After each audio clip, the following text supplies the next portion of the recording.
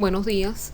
Agradezco al comité organizador la oportunidad que me brinda de compartir con ustedes en el marco de esta segunda jornada virtual Intercambio de Experiencias en Educación.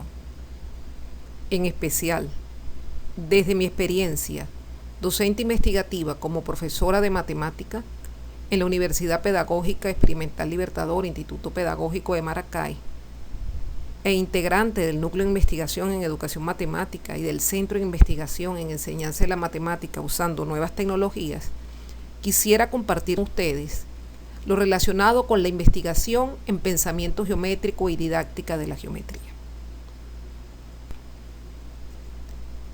Para desarrollar esta exposición he tomado como referencia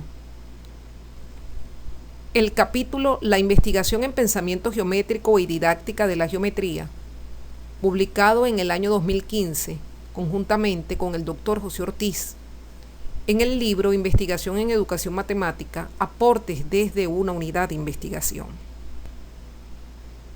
Cabe señalar que en el año 1994 se publicó el documento de discusión para un estudio IGMI denominado Perspectivas sobre la enseñanza de la geometría para el siglo XXI.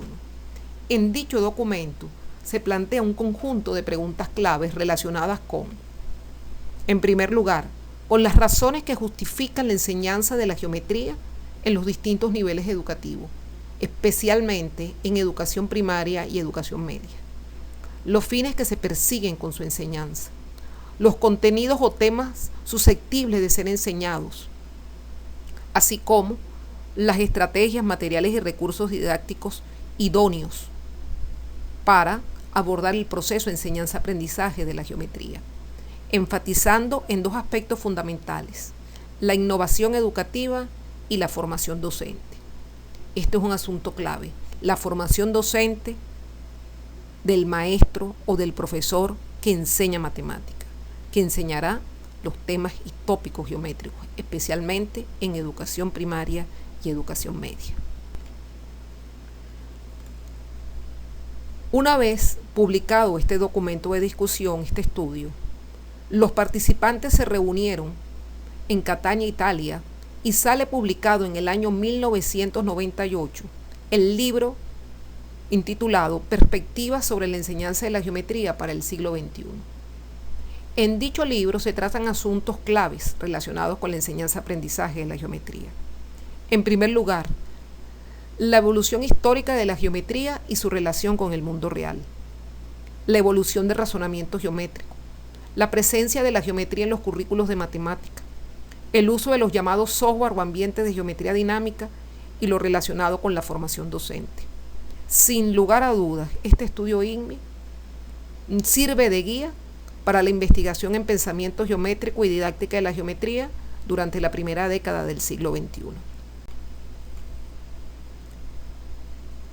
La problemática relacionada con la enseñanza-aprendizaje de la geometría me ha llevado a enfatizar hasta el momento en asuntos tanto cognitivos como didácticos, relacionados con la sección del modelo de razonamiento geométrico de Van Gil como soporte conceptual y metodológico del proceso de enseñanza-aprendizaje de la geometría, el uso de los llamados software o ambientes de geometría dinámica en las clases de matemática, el papel que juega la demostración en geometría y el diseño y desarrollo de unidades didácticas con contenidos geométricos.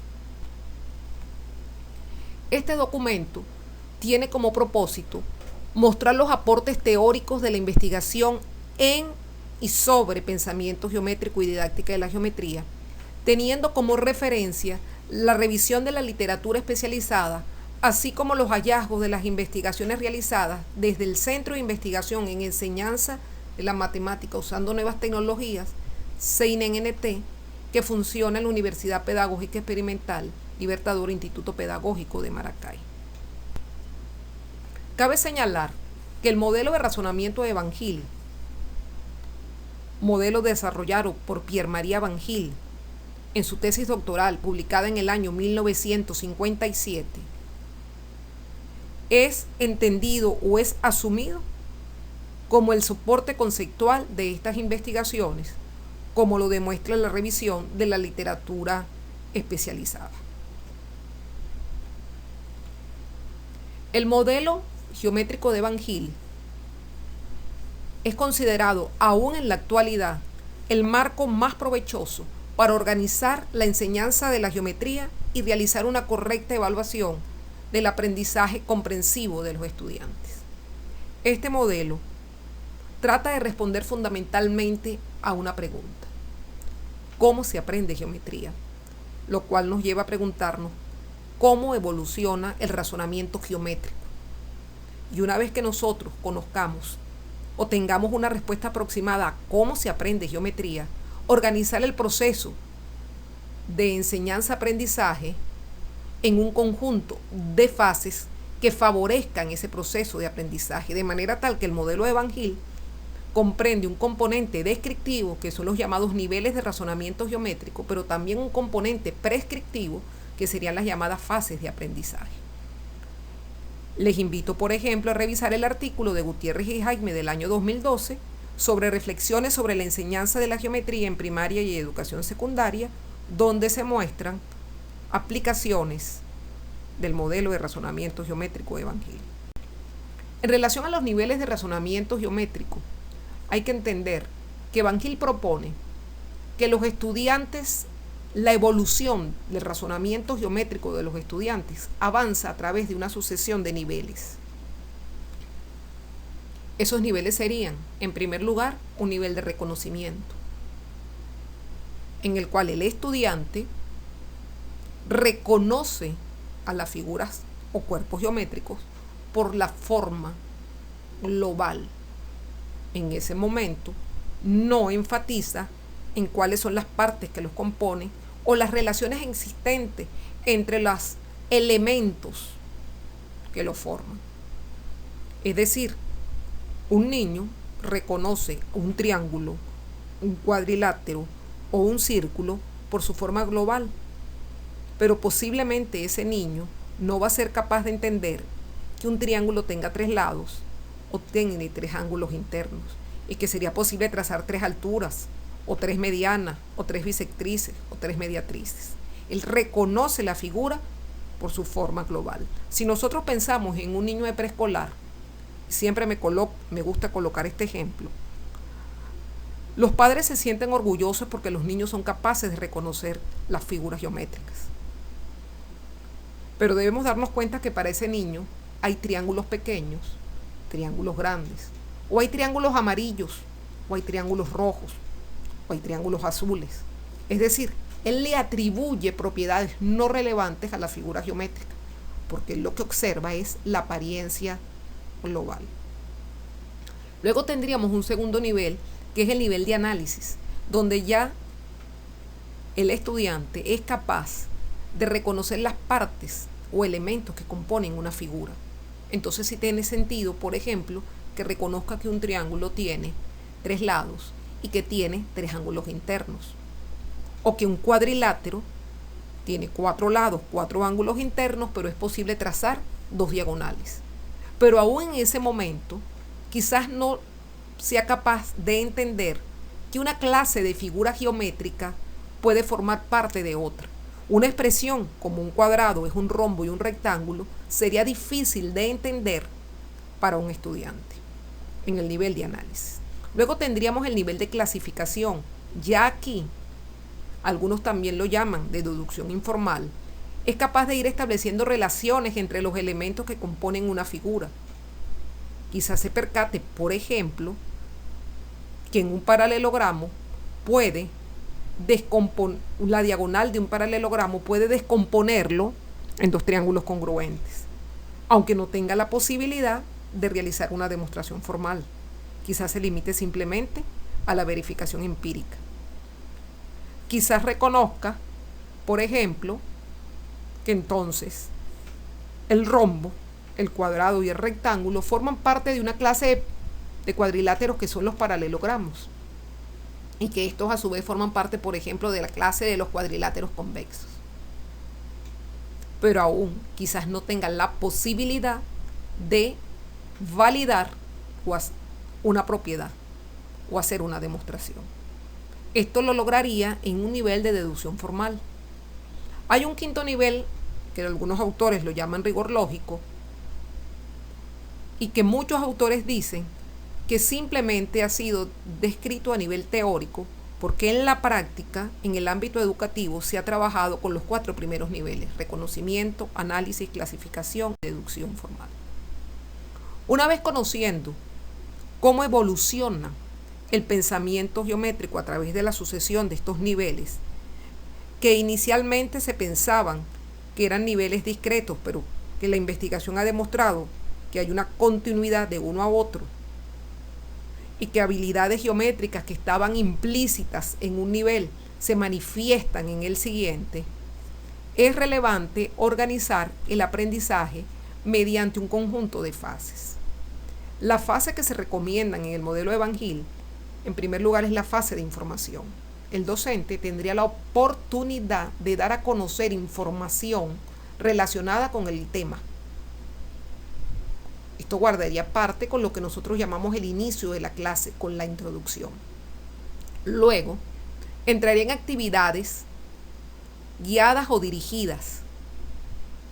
Por ejemplo, un estudiante pudiera hacer una construcción geométrica con regla y compás de una figura, dado los objetos iniciales y el procedimiento de construcción. Por ejemplo, puede construir la mediatriz de un segmento, dado un segmento y el procedimiento de construcción. Luego vendría una fase que es clave y que se considera que puede ser transversal a cada una de las restantes, que es la fase de explicitación, que es la fase en la cual se espera que el estudiante sea capaz de comunicar sus ideas.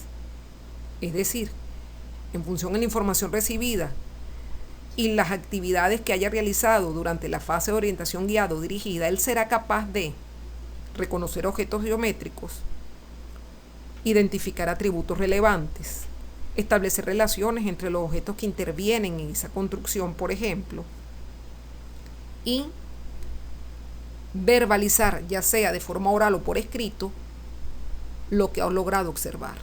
Luego vendría una fase de orientación libre. Por ejemplo, se le pudiera pedir a un estudiante que, dado ciertos objetos iniciales, construya otro sin indicar el procedimiento de construcción.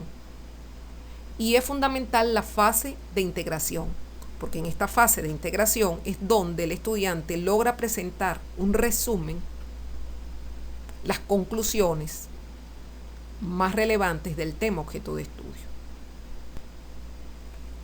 En el ámbito investigativo, el modelo de razonamiento de Van Hill ha servido de soporte para la línea de investigación en pensamiento geométrico y didáctica de la geometría.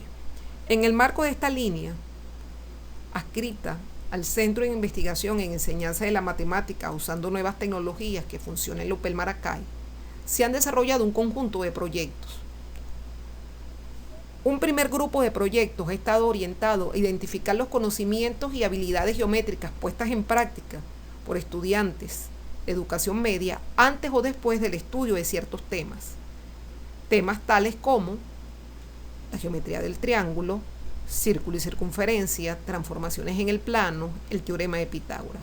Y en cada uno de estos proyectos se ha trabajado con el diseño y ejecución de unidades didácticas organizadas en torno a la fase de aprendizaje propuestas en el modelo Van Hill. Si nos percatamos, este tipo de proyectos ha estado orientado a diagnosticar los conocimientos y habilidades que ponen en práctica los estudiantes de educación media previo al estudio de un tema y a evaluar el aprendizaje alcanzado una vez que ha sido puesta en práctica la unidad didáctica diseñada siguiendo las fases de aprendizaje propuestas en el modelo Van Hill. También se han realizado trabajos en el ámbito de la formación docente en geometría y su didáctica. Allí habría que destacar los trabajos realizados por García, Pérez, Galvis, Báez y Sánchez. Y también ha sido utilizado el modelo para analizar las actividades propuestas en los libros de texto usados por los maestros de educación primaria. 2 de estos trabajos han sido publicados en la revista Paradigma. El primero de ellos, publicado conjuntamente con el profesor Jimmy Sánchez Chacón, aborda el tema del desempeño de los docentes y sus necesidades formativas en el ámbito de la geometría y su didáctica. Y el segundo artículo hace referencia a la geometría de los cuadriláteros en los libros de texto de educación primaria. Cabe señalar que este último trabajo fue realizado antes de ser publicados los libros de la colección Bicentenario.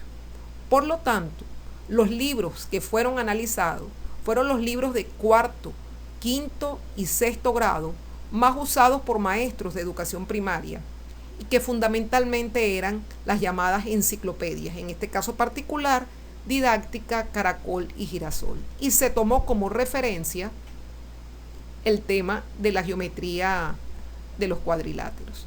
En este trabajo se tomó en cuenta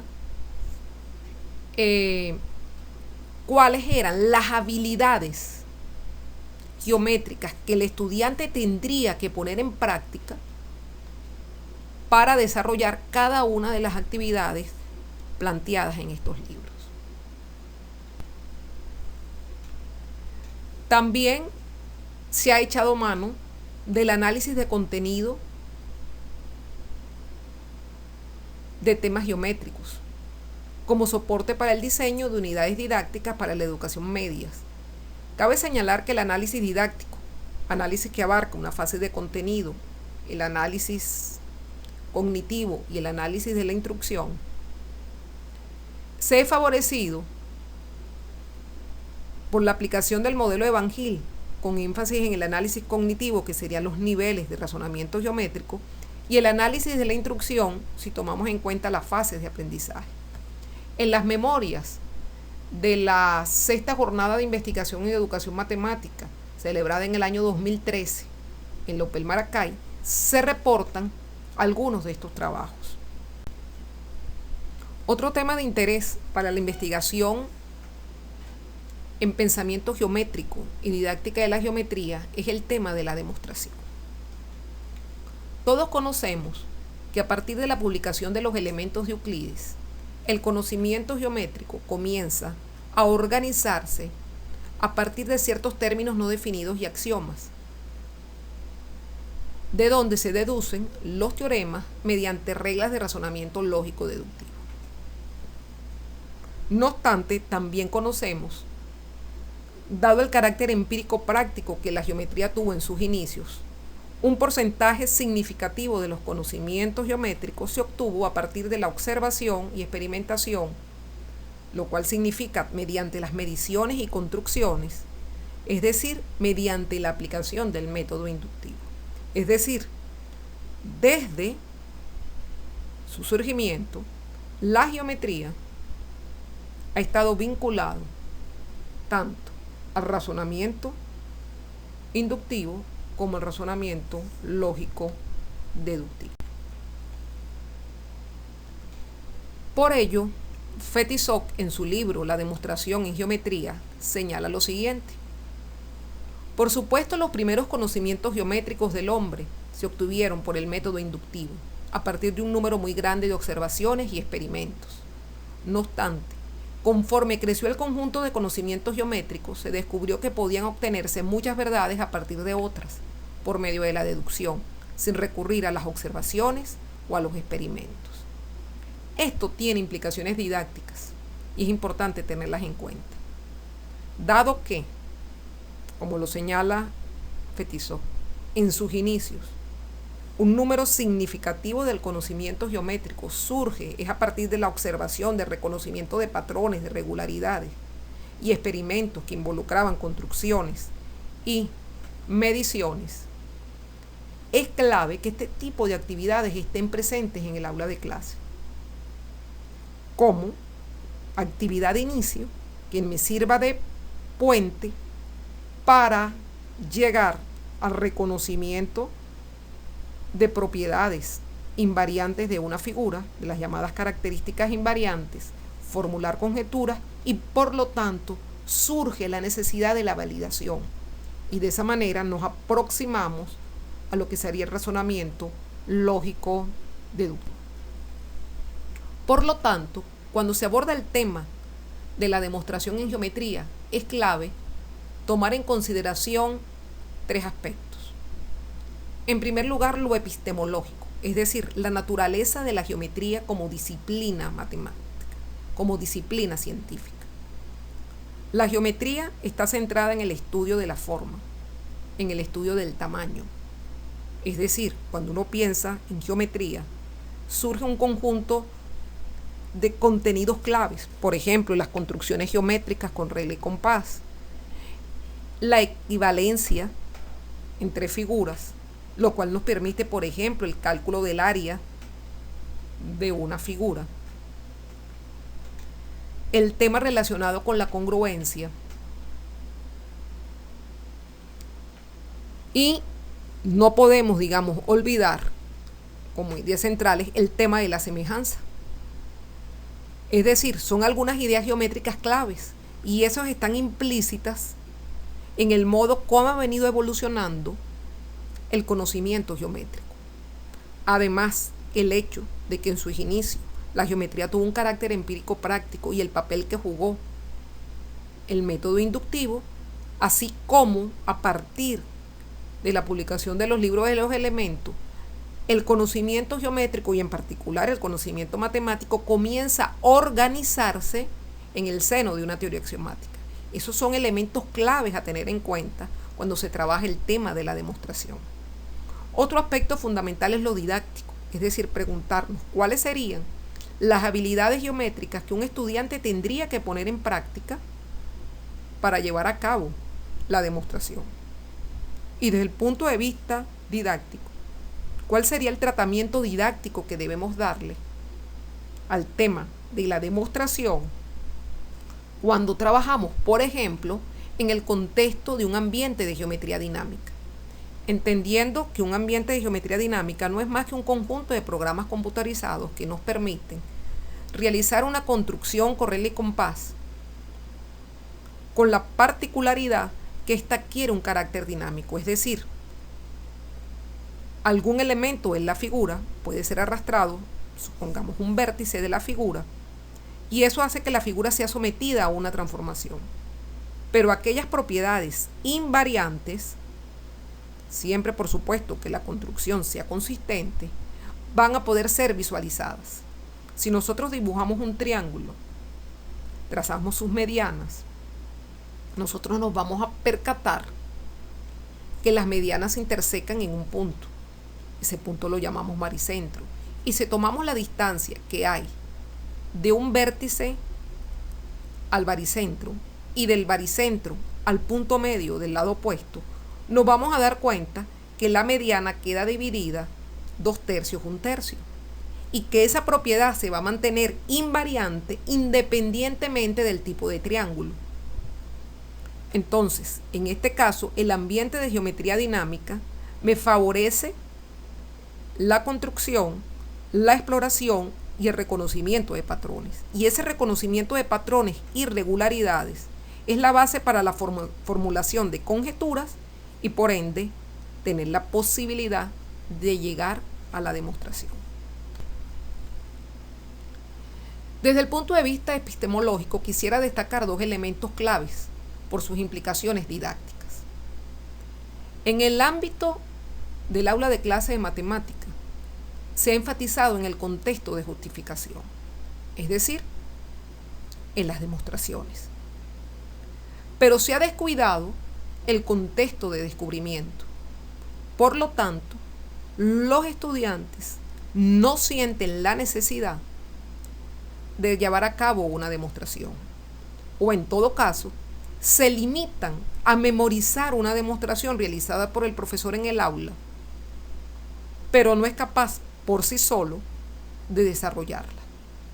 Otro elemento clave en el contexto de los ambientes de geometría dinámica es que cuando se construye una figura, esté sometida a una transformación, tenemos la posibilidad de visualizar distintas representaciones de la figura. Y entonces surge el llamado problema de la evidencia, es decir, ¿para qué demostrar lo que es obvio? Pero eso es un asunto clave. Los matemáticos tienen que ser capaces de distinguir cuando una propiedad no es un axioma, sino un teorema. Es decir, cuando una propiedad por obvia que parezca, requiere ser demostrada. Y ahí entra el otro elemento, que tenemos que aproximarnos a la demostración mediante la motivación de su necesidad. Si no sentimos la necesidad de validar una propiedad geométrica, entonces no vamos a sentir la necesidad de llevar a cabo su demostración.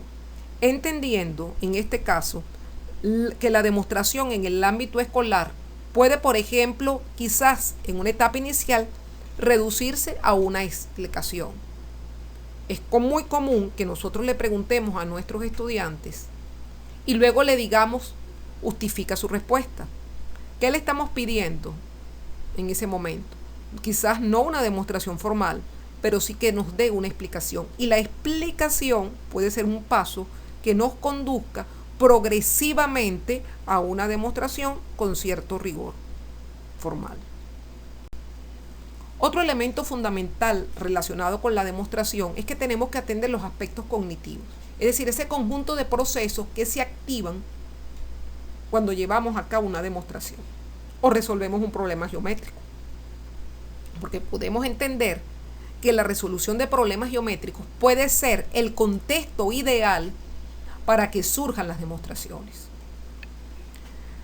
Además de la intuición y el razonamiento lógico deductivo, es fundamental tener en cuenta algunos procesos. El proceso de reconocimiento de figuras geométricas y de los elementos que lo componen. Cuando hago referencia a figuras geométricas, estoy incluyendo a los cuerpos geométricos, es decir, tanto figuras planas como figuras en 3 dimensiones. Que sea capaz además de definir, es decir, de reconocer cuáles son los atributos relevantes de una figura que me permiten distinguirla de otra. Por ejemplo, es usual que nosotros digamos que los lados consecutivos de un rectángulo tienen distintas longitudes, pero eso no es un atributo relevante de un rectángulo. El atributo relevante de un rectángulo es que es un paralelogramo que tiene un ángulo recto, y como tiene un ángulo recto, tiene 4 ángulos rectos, por el hecho de que es un paralelogramo. Si nosotros damos como atributo relevante de un rectángulo que los lados consecutivos tienen medidas distintas, entonces no cabría la posibilidad que un cuadrado sea también un rectángulo. Si nosotros nos vamos ahora al caso de un rombo, lo relevante de un rombo es que es un paralelogramo cuyos lados son congruentes entre sí. La medida de los ángulos internos no nos interesa, pero muchas veces decimos que 2 ángulos consecutivos de un rombo tienen medidas distintas. De ser así, entonces el cuadrado no sería un rombo, y eso nos lleva a que si trabajamos con definiciones, unas que incluyen y otras que excluyen, y nos van a generar diferentes tipos de clasificación, y eso es importante que lo tengamos en cuenta y que nuestros estudiantes lo procesen. Otro elemento clave, además del reconocimiento de las figuras, la identificación de los elementos que la componen, el hecho de que puedo dar la definición de un objeto geométrico porque soy capaz de reconocer sus atributos relevantes, que lo puedo clasificar, es decir, lo puedo ubicar como miembro de un tipo o familia de figuras, es que entonces soy capaz de reconocer cuáles son esas propiedades relevantes y tratar de justificarlas. Para ello, el estudiante tiene que poner en juego un conjunto de competencias matemáticas. Esas competencias matemáticas nosotros podemos ubicarlas, por ejemplo, en el estudio PISA. Y a cada una de esas competencias matemáticas podemos asociar habilidades geométricas que a su vez estarían vinculadas con los niveles de razonamiento geométrico evangélico. Otro elemento importante que ya mencioné, relacionado con lo cognitivo, es qué tipo de justificación esperamos nosotros que den nuestros estudiantes. Insisto, pueden darse distintos tipos de justificaciones. que no es más que dar las razones que justifican cada una de las afirmaciones realizadas por nuestros estudiantes, que pueden ir desde una simple explicación hasta una justificación formal. Otro elemento clave es lo didáctico. Y yo lo didáctico lo quiero vincular a 3 elementos. El papel que juegan las construcciones geométricas. Históricamente, las construcciones geométricas desde la sección euclidia eran la base para dar inicio a un proceso de demostración. Lo relevante para Euclides de una construcción geométrica no era la construcción en sí misma. Para Euclides lo relevante era el proceso, cómo se justificaba el procedimiento de construcción y cómo se garantizaba que el objeto construido era realmente el solicitado. Si tengo un ángulo y quiero trazar su bisectriz, conozco el procedimiento de construcción. ¿Cómo yo garantizo que ese procedimiento realmente me permite construir la bisectriz de un ángulo y no otro? Eso me obliga a poder identificar cuáles son las relaciones existentes entre los objetos que intervienen en esa construcción. Cuando un estudiante es capaz de visualizar las relaciones que existen entre los objetos que intervienen en la construcción, cuando me refiero a los objetos que intervienen, parto de los objetos iniciales, en este caso el ángulo, llego al objeto final que es la bisectriz, pero debo también tomar en cuenta los llamados objetos auxiliares, qué relaciones existen entre ellos. Eso es la garantía para yo decir que realmente la figura construida es la deseada. Esta construcción puede ser la base para vincularme con la resolución de problemas geométricos. Es decir, es fundamental que el estudiante se entrene en la resolución de problemas geométricos, y no solamente el estudiante de educación primaria o educación media. Es clave que el futuro profesor de matemática, como el docente en servicio, se convierta en un resolutor de auténticos problemas geométricos. Esto le permitirá, por una parte, reconocer las cualidades tanto técnicas como el potencial didáctico de distintos materiales y recursos que son susceptibles de ser utilizados en el proceso de enseñanza-aprendizaje de la geometría. En primer lugar, pudiéramos mencionar, por ejemplo, los software de geometría dinámica, entre los cuales destacan el Cabri, el Geometry Sketch Pack, el GeoGebra, que es quizás en este momento el más conocido por la comunidad de educadores matemáticos, pero materiales tradicionales como el Tangram chino, que nos permite, por ejemplo, identificar figuras congruentes, pero también construir figuras equivalentes con las 7 piezas del Tangram. El geoplano con diferentes tramas, de trama cuadrada, de trama circular.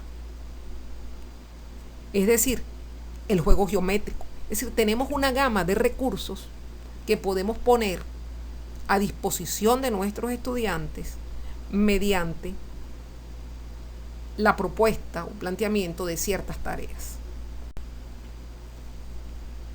Para finalizar esta exposición, considero importante que estos aspectos, lo epistemológico, lo didáctico y lo cognitivo, sean tomados en cuenta al momento de diseñar y poner en juego tareas matemáticas con contenido geométrico. Es decir, no podemos seguir menospreciando la actividad o la tarea que le proponemos a nuestro estudiante. En primer lugar, tenemos que tener en consideración la naturaleza de la geometría como disciplina científica. Debemos tomar en cuenta los procesos cognitivos que se activan cuando resolvemos un problema geométrico. Y esos procesos cognitivos van a estar vinculados a la evolución del razonamiento geométrico e implica a su vez la puesta en práctica de competencias matemáticas y habilidades asociadas a cada uno de los niveles de razonamiento geométrico evangélico. Y por supuesto no podemos descuidar lo didáctico, es decir, cuáles serían las estrategias, materiales y recursos idóneos a ser tomados en cuenta cuando nuestros estudiantes van a realizar alguna actividad. Por ejemplo, pudiéramos construir una misma figura geométrica de 2 maneras. con regla, compás o con doblado de papel. ¿Cuáles serían las propiedades relevantes de la figura que se aprecian cuando lo construimos con regla y compás? O las propiedades relevantes que se aprecian de esa figura cuando lo construimos con doblado de papel. ¿Existe alguna equivalencia entre ambas construcciones? Esto nosotros tenemos que pensarlo siempre con la intencionalidad didáctica que nuestros estudiantes mejoren su capacidad de razonamiento, sean capaces de resolver problemas y que se vayan aproximando a una tarea matemática fundamental como es la demostración. Realmente, la investigación en pensamiento geométrico y didáctica de la geometría tiene que estar orientada a mejorar la calidad de la educación matemática de nuestros estudiantes. Y para ello necesitamos apoyarnos en la revisión de la literatura especializada, en la investigación empírica y en el proceso de reflexión en y sobre la enseñanza de la geometría en nuestras escuelas y liceos. A partir de este momento, se abre un espacio para la reflexión y la discusión sobre este tema, en el cual simplemente he pretendido presentar un abreboca a un asunto que merece ser discutido y atendido con mayor profundidad por cada uno de los profesores que enseñamos matemáticas en escuelas, liceos y universidades. Gracias por la invitación.